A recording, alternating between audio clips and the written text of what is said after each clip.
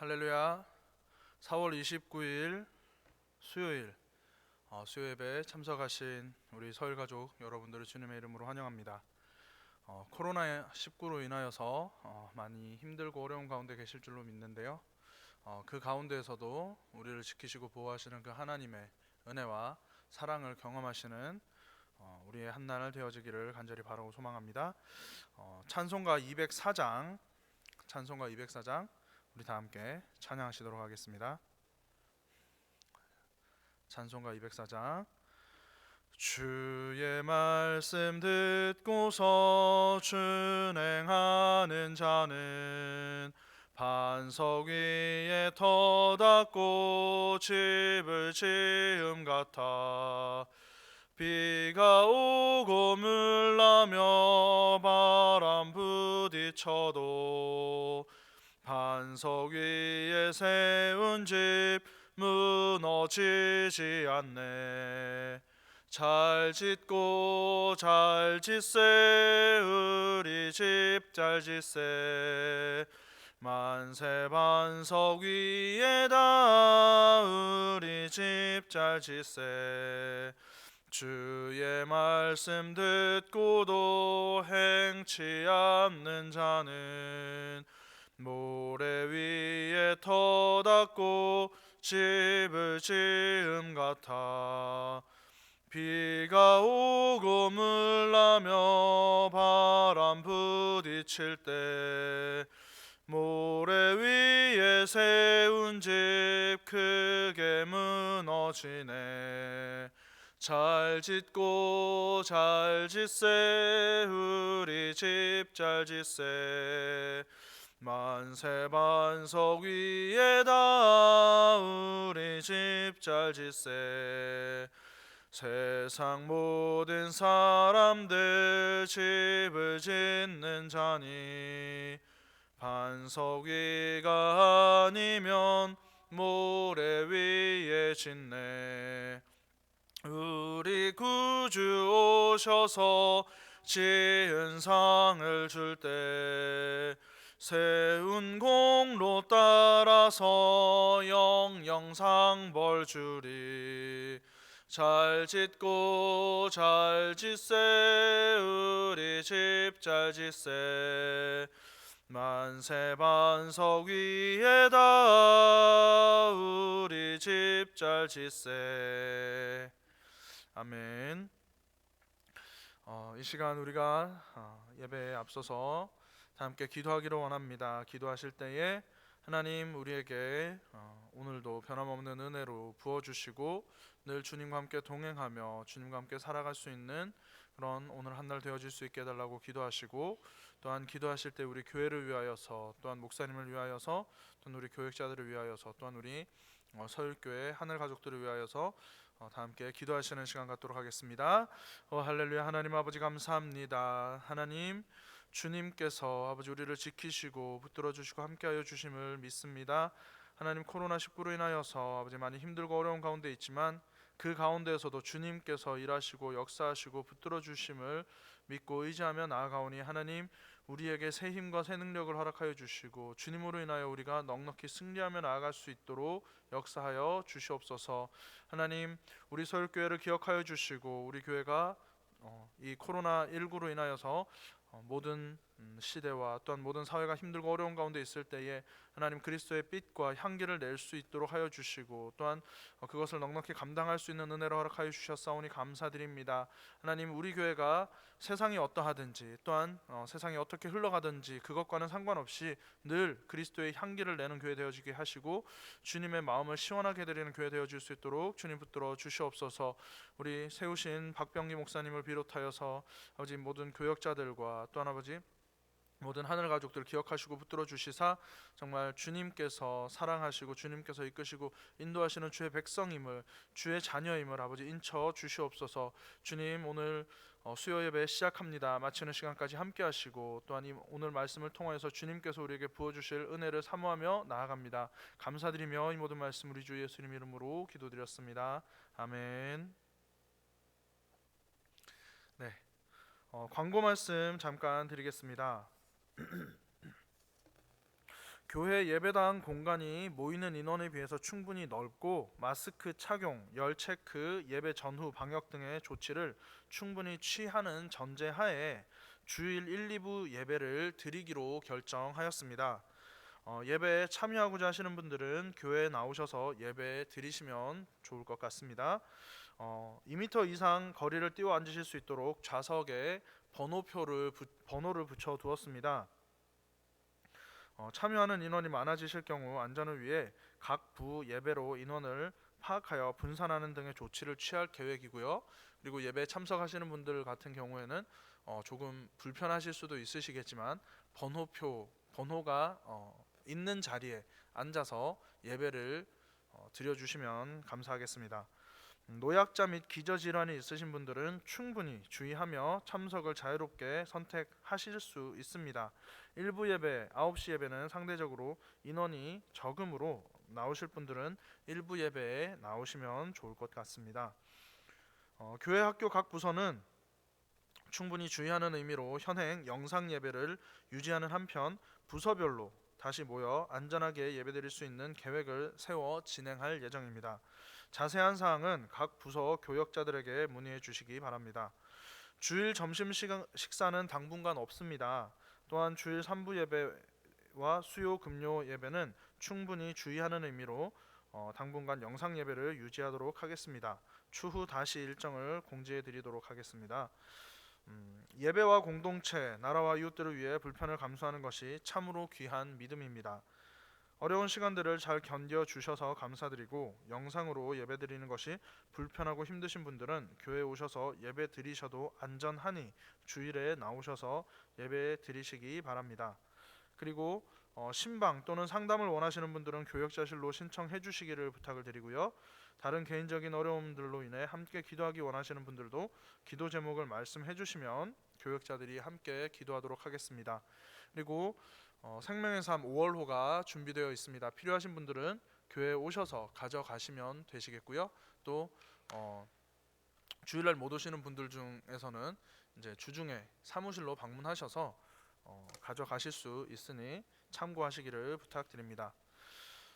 오늘 함께 나눌 본문 말씀 보도록 하겠습니다. 함께 나눌 본문 말씀은 신명기 11장 13절부터 21절까지 말씀입니다.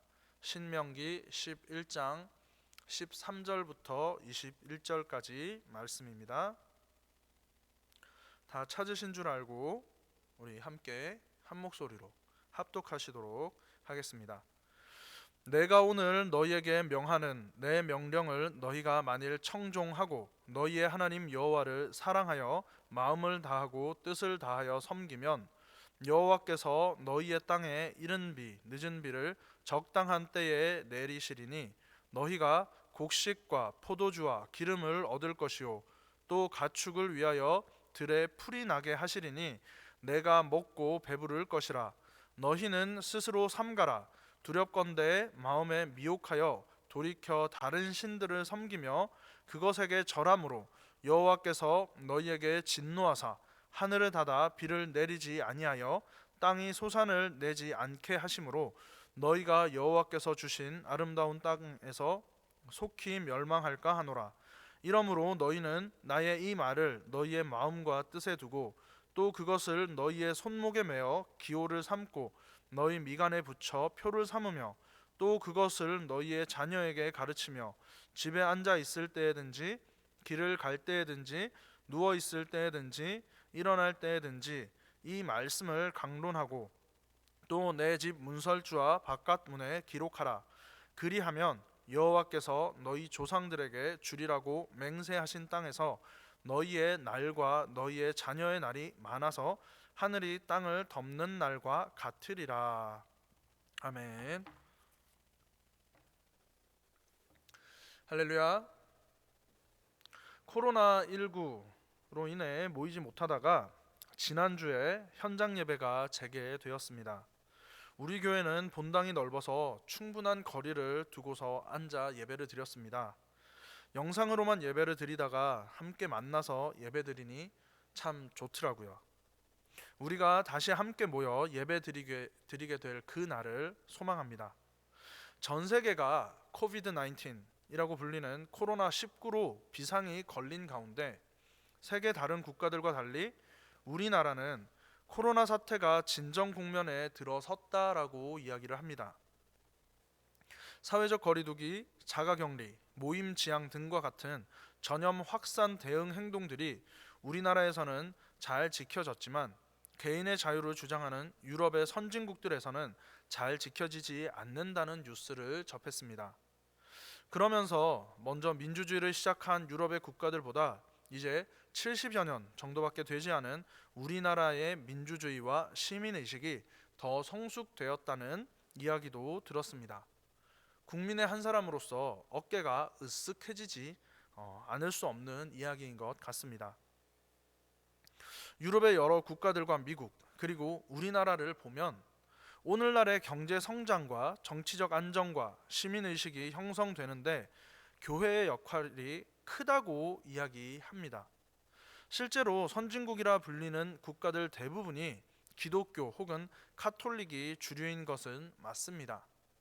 그래서 복음이 들어가면 경제가 성장하고 정치가 변하고 시민들의 의식이 깨어난다고 이야기합니다.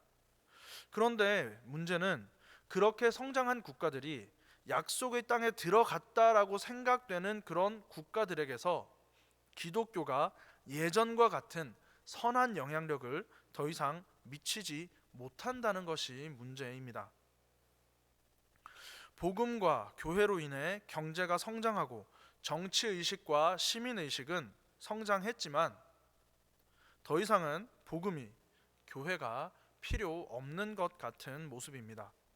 더 이상 하나님을 찾지 않는 것입니다. 하나님은 도깨비 방망이나 요술 방망이였을 뿐 부자가 되고 난 지금은 더 이상 필요하지 않은 것 같은 모습인 것이죠. 이것이 복음을 받아들이고 구원받아 변화된 축복의 결과일까요? 복음은 가난한 자들이 부자가 되는 방편일 뿐인 것일까요? 만약에 그렇다면 하나님은 완전하지 않은 분이고 교회는 실패한 것이 될 겁니다. 하지만 저와 여러분은 잘 알고 있죠. 하나님은 완전하신 분이시고 교회는 실패한 것이 아니라는 것을 말입니다. 오늘 신명기의 본문 말씀이 이에 대해 하시는 말씀을 듣기 원합니다. 신명기서가 모압 평야에서 가나안 땅을 앞둔 이스라엘을 향한 모세의 당부의 말이라고 처음에 말씀을 드렸습니다. 40년이 넘는 시간 동안 이스라엘을 이끌던 민족의 지도자인 모세의 당부의 말이기에 그가 하는 말은 이스라엘에게 꼭 해주고 싶은 말이었을 것이고요. 또는 이스라엘의 연약한 부분에 대한 조언이나 훈계였을 것입니다. 해주고 싶은 말이 되었든 아니면 연약한 부분에 대한 훈계나 조언이 되었든 간에 어쨌든 신명기서에서 가장 많이 언급되는 것은 여호와의 명령과 규례와 법도를 잘 지켜라 라고 하는 것입니다. 오늘 본문의 첫 절인 13절도 내 명령을 너희가 만일 청종하고 너희의 하나님 여호와를 사랑하여 마음을 다하고 뜻을 다하여 섬기면 이라고 이야기합니다. 표현은 조금 다르지만 같은 의미이며 맥락이라고 할 수 있습니다. 성경 자체가 하나님을 잘 섬기라고 이야기하고 있지 않느냐라고 어떤 분들은 이야기하실 수도 있습니다. 물론 그렇기는 합니다만 신명기서는 그러한 언급이 굉장히 많습니다. 11장만 보아도 11장 1절에서도 그런즉 내 하나님 여호와를 사랑하여 그가 주신 책무와 법도와 규례와 명령을 항상 지켜라 라고 이야기를 하고 있는데 13절에서 또 그와 유사한 이야기를 하고 있는 것이죠. 신명기서가 모세의 당부의 말이고 모세가 이스라엘에게 해주고 싶은 이야기 또 이스라엘의 연약한 부분에 대한 이야기라고 했을 때 여호와 하나님의 말씀을 잘 지키고 행하라는 것이 모세가 하고 싶은 모든 말이며 동시에 이스라엘이 가장 못하는 부분이라고 할 수 있을 것입니다. 좀 아이러니하죠? 그렇게 모세는 이스라엘이 하나님의 말씀을 잘 순종하고 마음을 다해 섬기면 하나님이 허락하신 땅에서 곡식과 포도주, 기름을 얻고 가축을 위해 풀이 나서 이스라엘이 먹고 배부를 것이다 라고 이야기를 합니다. 하지만 이스라엘이 자신들의 마음을 돌이켜서 다른 신들을 섬기며 그것에 절하면 하나님이 진노하셔서 심판하시고 멸망시키실 것이라고 또한 경고합니다. 그렇기에 이스라엘은 하나님의 말씀과 명령을 마음과 뜻에 두고 손목에 메어 기호로 삼고 미간에 붙여 표를 삼고 집에 앉아 있든지 길을 가든지 누워 있든지 일어나든지 자녀들에게 가르쳐 강론하고 집 문설주와 바깥문에 기록하라라고 이야기합니다. 그러니까 온통 하나님의 말씀으로 도배를 하라는 이야기인 것이죠. 이 말씀을 들으면서 떠오르는 것이 없으신가요? 저는 데살로니가 전서 5장 16절부터 18절의 말씀이 떠올랐습니다. 무슨 말씀이냐면 항상 기뻐하라, 쉬지 말고 기도하라, 범사에 감사하라 라는 말씀인데요. 다들 아시는 말씀이시잖아요. 이 말씀에서 강조하는 건 뭐죠? 기뻐하는 것, 항상 기뻐하는 것, 항상 기뻐하라고 이야기를 하고 있고요. 쉬지 말고 기도하라, 쉼 없이 틈 없이 무엇을 하든지 항상 언제나 늘 기도하라라고 이야기를 하고 있는 거고요. 범사에 감사하라, 모든 부분에 있어서 다 감사해라라고 이야기를 하는 겁니다. 즉 기뻐하는 것, 기도하는 것, 감사하는 것으로 어떻게 하라고요? 도배를 하라는 이야기죠. 내 인생의 내 삶의 모든 각 분야, 각 장면들, 모든 장소마다 다 도배를 하라는 이야기인 것입니다. 그만큼 항상 쉬지 말고 범사에 하나님의 말씀을 기억하고 잊지 않도록 하라는 것이죠. 자, 그렇게 하면 하나님이 주리라고 맹세하신 그 땅에서 이스라엘의 날이 많고 길 것이다 라고 말씀합니다. 그런데 하나님이 주신다고 약속하신 그 땅은 그럼 어떤 땅일까요? 그 땅을 살펴보면 오늘 본문은 아닙니다만 오늘 본문 앞에 보면 신명기 11장 10절부터 11절에서 보면 발로 물을 대는 애굽 땅과는 다른 땅으로 산과 골짜기가 있어 비를 흡수하는 땅이라고 이야기를 합니다. 자, 이렇게 이야기를 하면 그게 뭐 어쩌라고, 그게 뭔데? 라고 이야기하실 수도 있어요. 그렇지만 하나씩 한번 살펴본다면 애굽 땅에 발로 물을 댄다라는 것과 비교해서 보면 차이점을 알 수 있습니다. 농사를 짓기 위해서는 땅이 어때야 되죠? 푸석푸석하게 말라 있어야 되나요? 아니죠. 촉촉해야 됩니다. 촉촉하게 땅이 물을 머금고 있어야 하고요. 거기에 파종을 해서 농사를 짓는 것입니다. 그리고 농사를 지어서 그 생산량을 바탕으로 경제와 군사가 성장하는 것이죠. 고대에 문명이 발생했던 곳들이 큰 강 주변이었던 것도 이러한 사실과 무관하지 않습니다. 나일강 유역의 이집트 문명, 우리가 애굽이라고, 성경에서는 애굽이라고 부르는 그곳과 그리고 티그리스 강과 유프라테스 강 유역의 메소포타미아 문명, 이후에 아시리아, 바벨론, 또 페르시아가 세워지게 되는 그곳들인 것이죠.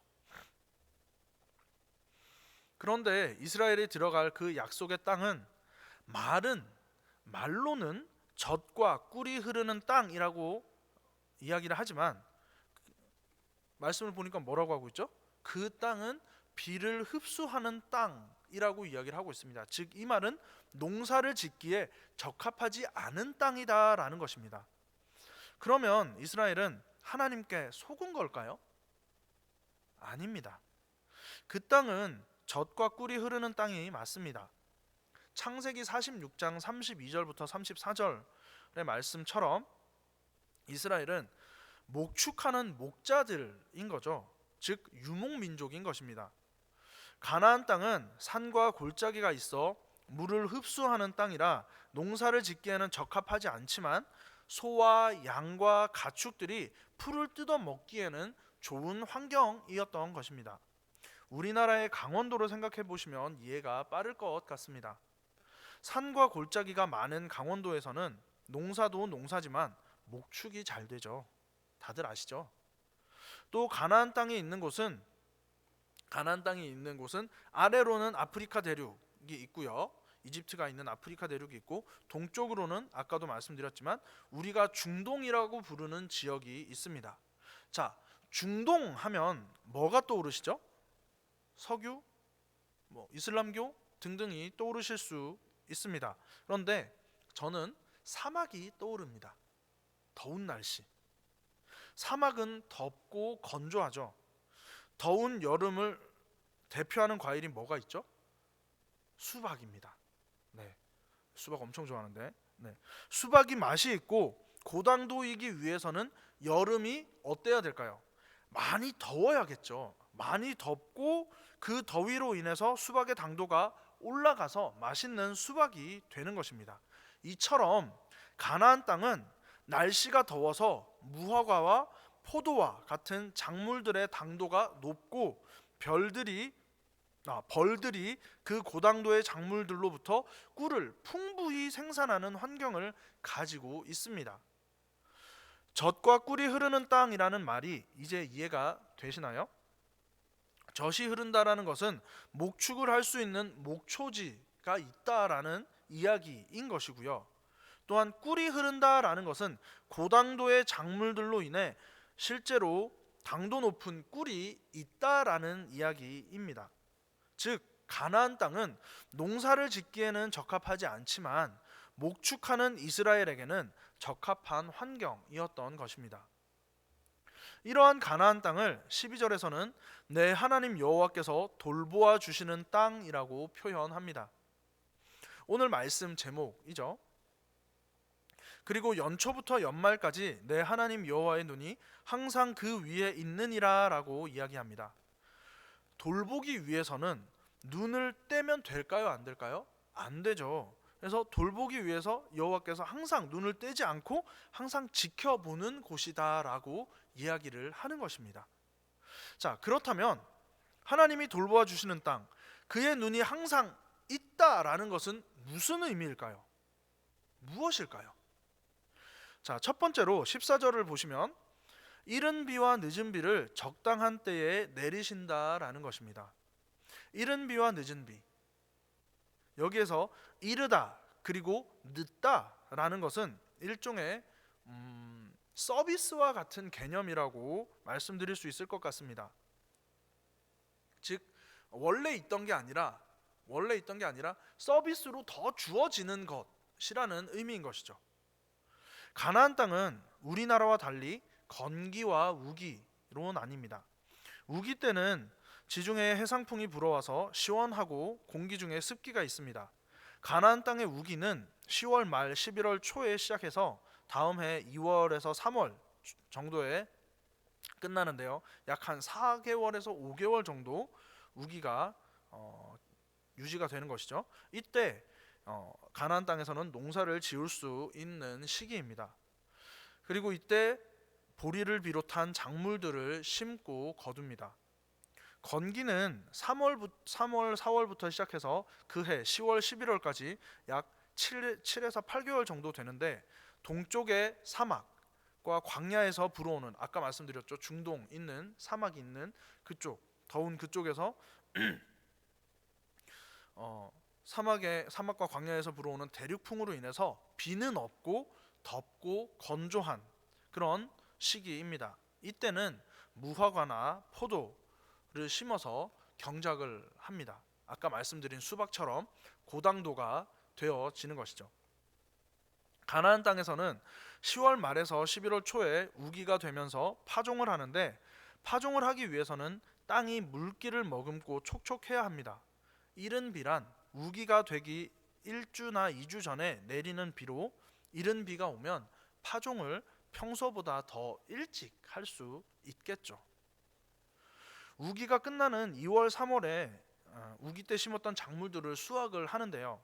이때는 늦은 비가 오면은 이 늦은 비로 인해서 우기가 끝나고 나서 내리는 이 늦은 비로 인해서 결실에 큰 영향을 미친다고 합니다. 발로 물을 대는 것처럼 원할 때 원하는 만큼 쉽고 편하게 당연하게 물을 대는 것이 아니라 하나님이 적당한 때에 서비스와 같은 시기에 서비스와 같이 이른 비를 주시고 또 늦은 비를 주시는 것입니다. 하나님이 돌보심을 상징하는 것이 이른 비와 늦은 비인 것이죠. 자, 둘째는 가축을 위해 들에 풀이 나게 하신다라는 것입니다. 가나안 땅은 사시사철 풀이 지천에 널려 있는 그런 땅이 아니에요. 우기 때에만 풀이 납니다. 하나님이 필요할 때에 비를 주시고 풀을 주셔서 가축들을 키우시고 그것으로 이스라엘이 먹고 배부르게 해 주시는 것입니다.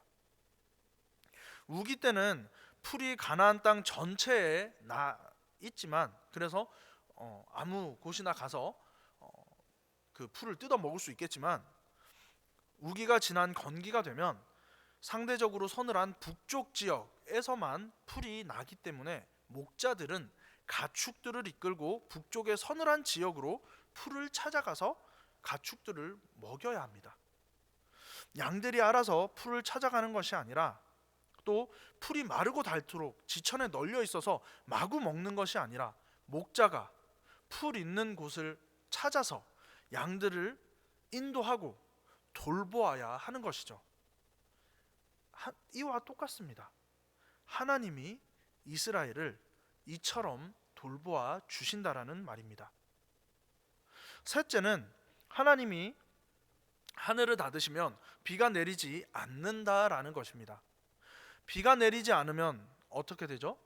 나와 있는 것처럼 땅이 소산을 내지 못하죠. 땅이 소산을 내지 못하면 그곳에 살아가는 이스라엘 백성들은 어떻게 될까요? 굶겠죠. 그렇게 되면 죽게 될 겁니다. 멸망당하는 것이죠. 발로 물을 댈 수 있는 발로 물을 대는 애굽 땅이라면 비가 오지 않아도 강에서 물을 연결해서 농사를 짓고 소산을 낼 수 있습니다. 하지만 비를 흡수하는 땅인 약속의 땅에서는 그럴 수 없습니다. 온전히 여호와의 돌보심만을 구해야 하는 것입니다. 목자가 양에게 먹일 풀을 찾아주지 않으면 양은 살 수 없는 것과 같습니다. 양에게 목자가 전부이듯 이스라엘에게는 여호와 하나님이 전부가 되어야 하는 것입니다. 실제로 몇백 년 뒤인 북이스라엘 시대에 엘리야가 선지자로 활동할 당시에 하나님이 하늘을 닫으셔서 3년 동안 비가 내리지 않아서 기근이 든 적이 있습니다. 다들 잘 아시죠? 열왕기상 17장 18장에 나오는 말씀인데요. 3년 동안 비가 오지 않았다라고 하면 이제 우리나라 개념으로는 우리나라는 사시사철 심심하면 비가 오잖아요. 겨울에도 비가 오고 여름에도 비가 오고 가을에도 비가 오고 봄에도 비가 오는, 그러니까 사시사철 다 그냥 비가 올 때 되면 오는데, 그런데 말씀드렸다시피 이스라엘은 어떻다고요? 10월 11월부터 이제 2월 3월까지 그 우기 때만 비가 오고 나머지 건기 때는 비가 오는 그런 기후가 아닙니다. 그렇기 때문에 실제로 이스라엘은 이때 열왕기상 17장 18장에서 나오는 말씀처럼 3년 동안 비가 오지 않았다고 해도 실제로는 약 1년 정도 12개월 정도만 비가 오지 않은 것이죠. 왜냐하면 가나안 땅은 말씀드린 것처럼 4, 5개월인 우기 때만 비가 오고 건기인 7개월, 8개월 동안은 비가 내리지 않기 때문입니다. 3년이면 36개월인데 36개월 중 우기인 12개월을 빼면 나머지 24개월은 원래 비가 안 오는 그 시간이에요. 그런 기간입니다. 그렇게 비가 오지 않자 북이스라엘 왕국은 기근이 들었고 고통을 당하며 멸망 직전까지 갔던 것이죠. 하나님께서 돌보아 주시는 땅, 어떤 느낌이 드시나요? 농사가 잘 되고 모든 것이 많고 풍부하고 쓸 것이 넘쳐나는 그런 느낌을 가지고 계셨나요? 그렇게 생각할 수 있습니다. 모든 사람이 사실 그것을 바랄 겁니다. 먹고 사는데 지장이 없는 삶, 풍족한 삶, 풍부한 삶, 먹고 싶은 것을 먹고 하고 싶은 것을 하는 그런 삶을 누구나 바라고 원할 겁니다. 백만장자라는 말 아세요? 아시죠? 백만장자라는 말은 재산이 100만이 넘는 사람을 이야기하는 겁니다. 근데 이 백만장자라는 개념이 이야기가 서양에서 나온 이야기다 보니까 화폐 단위가 달러가 되는 거고요. 그래서 재산이 100만 달러 이상인 사람을 보통 백만장자라고 이야기를 합니다. 자, 그런데 우리는 어디 살고 있죠? 우리가 미국이나 뭐 유럽에 살고 있나요? 아니죠. 저와 여러분은 한국에서 살고 있습니다. 그쵸? 자, 그러면 그거 아세요? 우리 모두는 백만장자라는 거. 우리나라 화폐 단위는 원이잖아요. 원, 달러가 아니고 원이거든요. 근데 백만장자라는 개념이 달러로 했을 때 재산이 100만 달러 이상인 사람이라고 한다면 우리나라에서는 재산이 100만 원 이상인 사람은 백만장자인 거죠. 우리 모두 한 달에 100만 원은 벌잖아요. 최저 시급이 올라서 알바만 해도 한 달 다 하면 100만 원 정도 될 겁니다. 우리 모두 한국에서는 100만 이상을 버는 백만장자인 것입니다. 지금 피식 웃으셨죠? 왜 웃으셨죠? 하도 말하는 게 어이가 없어서 웃으셨죠? 네, 그러실 것 같습니다. 자, 그렇다면 지금 백만장자라는 말은 하도 어이가 없어서 웃으셨는데 이 얘기는 어떨까요? 하나님이 돌보아 주시기에 풍부하고 쓸 것이 넘쳐나는, 먹고 사는데 걱정이 없진 않지만 풍족하고 풍부하고 먹고 싶은 것을 먹고 하고 싶은 것을 하고 지금 살고 있잖아요. 그죠? 물론 다 하지는 못하겠지만 말이죠. 이것은 인정이 되시나요? 인정이 되시죠? 자, 그렇다면 현상만 놓고 본다면 하나님이 돌보아 주시는 삶이 지금 우리의 삶이라고 이야기할 수 있을 겁니다. 왜요? 말씀드렸잖아요. 풍부하고 쓸 것이 넘쳐나고 또 뭐 먹고 사는데 걱정은 있지만 그래도 풍족하고 풍부하고 먹고 싶은 건 먹고 하고 싶은 건 할 수 있는 그런 사회, 그런 시대, 그런 상황, 그런 삶을 살고 있잖아요. 현상만 놓고 보면 하나님이 돌보아 주시는 삶이라고 할 수 있을 겁니다. 그런데 정말 하나님이 돌보아 주시는 삶이라고 느끼고 살고 계세요?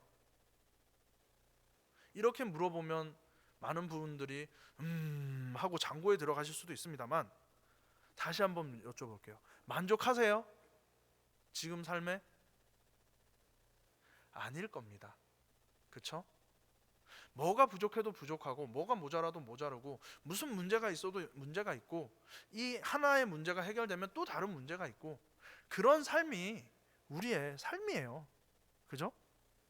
풍족하고 풍부하고 먹고 싶은 것을 먹고 하고 싶은 것을 하면서 살 수 있는 환경에서 그렇게 살고 있지만 우리는 늘 무언가 부족하고 늘 무언가 모자라고 늘 무언가 필요합니다. 그렇다면 풍족하고 풍부하고 먹고 싶은 것을 먹고 하고 싶은 것을 할 수 있는 것이 하나님이 돌보아 주시는 것이 아니라는 이야기가 되는 거겠죠. 맞나요? 여기까지 따라오셨나요? 하나님이 돌보아 주셔서 풍족하고 풍부할 수도 있지만 하나님의 돌보아 주심의 본질은 그게 아니라는 겁니다. 풍부하고 풍족한 게 하나님이 돌보아 주셔서 그렇게 되는 게 아니라는 거예요.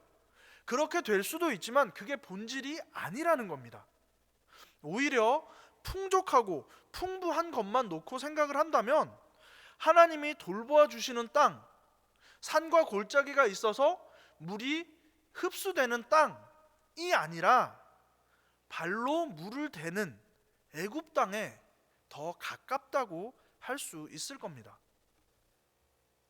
비가 오지 않아도 발로 물을 댈 수 있는 것, 물을 저장해 뒀다가 쓰고 강으로부터 물을 끌어올 수 있어서 비 없이도 항상 풍부하고 풍족한 삶, 비에 의존하는 것보다 발전된 사회의 모습이라고 할 수 있을 겁니다. 하지만 분명한 것은 농사에 대해, 소산을 얻는 것에 대해 비를 의지하는 정도가 줄어든 것입니다. 이 말이 무엇을 뜻하냐면 농사의 주권이, 그리고 소산을 얻는 것에 대한 주권이, 삶의 주권이 하나님이 아니라 인간에게 오는 것입니다. 하나님 없이 잘 먹고 잘 살 수 있다라고 말할 수 있는 상황이 되는 것입니다. 하나님 없이 살 수 있는 것처럼 보이고, 비 없이 물을 사용하여 스스로 살 수 있는 것처럼 보이고, 창세기 3장에서처럼 하나님과 같아진 것처럼 보이기도 하는데요, 잘 보셔야 돼요. 그냥 그렇게 보이는 것뿐이에요. 실제로는 우리의 삶은 어떻죠? 하나님 없이 살 수 없고요, 하늘로부터 내리는 비 없이, 은혜 없이 살 수 없습니다. 그리고 우리는 절대 하나님과 같아질 수 없습니다. 이미 나와 있잖아요, 성경에.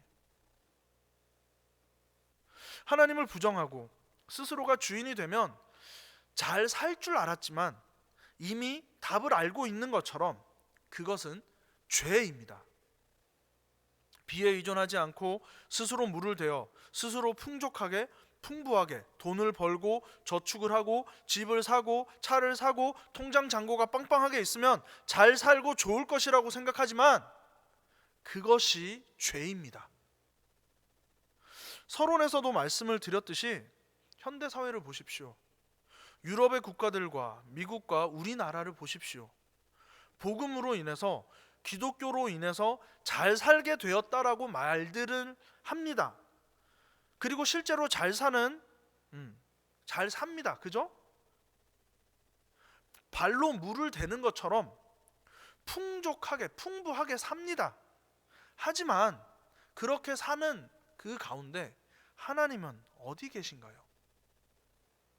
하나님이 주신 축복이라고 이야기하지만 정작 그 축복을 받은 이후에는 하나님을 찾아볼 수 없습니다. 그저 하나님은 신화나 전설처럼 희미하게 인식될 뿐이죠. 그래서 우리는 기억해야 합니다.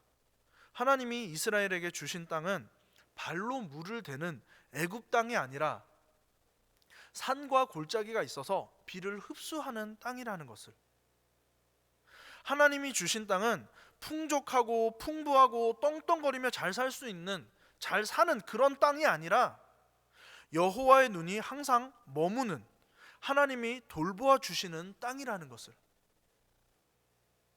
하나님 없이 곡식을 쌓아놓고 통장 잔고를 채워놓고 하늘로부터 내리는 비가 없고 은혜가 없어도 잘 살 수 있는, 잘 사는 그런 땅이 아니라 하나님이 없이는 살 수 없고 하나님만 바라보고 하나님이 주시는 비와 은혜로 살아가는 땅이라는 것을 우리는 기억해야 합니다.